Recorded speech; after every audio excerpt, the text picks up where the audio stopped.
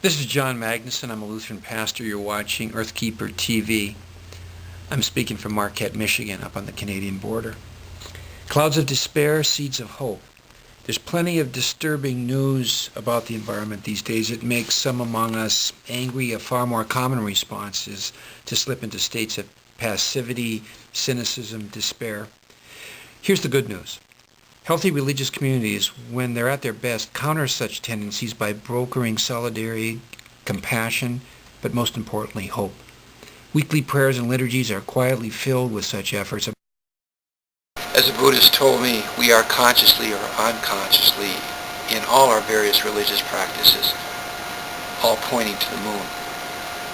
One peculiar teaching from the oldest spiritual traditions of the great religious teachings is that hope, like most truth, is more often than not hidden.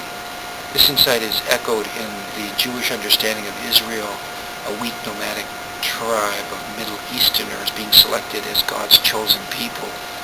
It appears also in the story of Buddha finding enlightenment under a tree, or in the record of Jesus being born in a manger because there was no room in the inn. Not long ago, in a small simple shed next to a greenhouse in a northern Michigan community, I stumbled upon such a sign of hope for the future. Part of an interagency conservation consortium, the building is a modest, nondescript structure. I discovered it's also a holy ground, where native species of plant seeds are stored, part of an emerging movement in the field of botany called restoration ecology.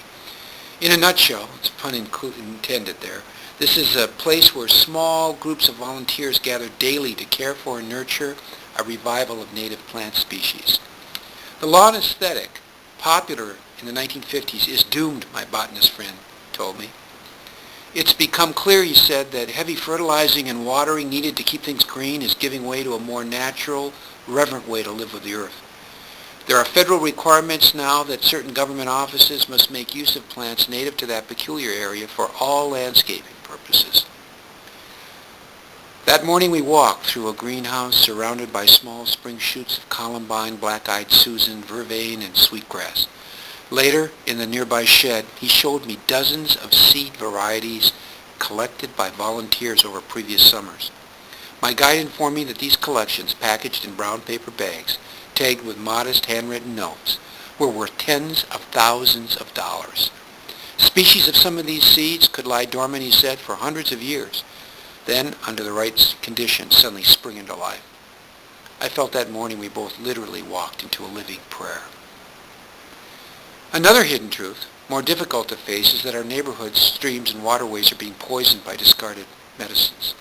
On April 21st, an Upper Peninsula-wide clean sweep here in northern Michigan of outdated and unused pharmaceuticals is being coordinated in 15 counties in northern Michigan. The Superior Watershed Partnership, the Cedar Tree Institute, the U.S. EPA, and 140 faith communities representing 9 different religious traditions are providing leadership. The reason for choosing church parking lots as collection sites is a simple one. It's in such communities, like the modest greenhouse, where hope is most often born, where life at its most tender moments is nurtured, healed, restored.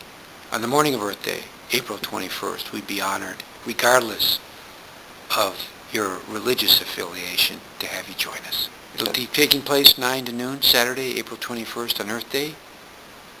All items to be accepted, unused, outdated prescription medications. 19 location sites and church parking lots across northern Michigan. You can get specific information at 906-228-6095. This is Reverend John Magnuson from the border of Canada. You're watching Earthkeeper TV.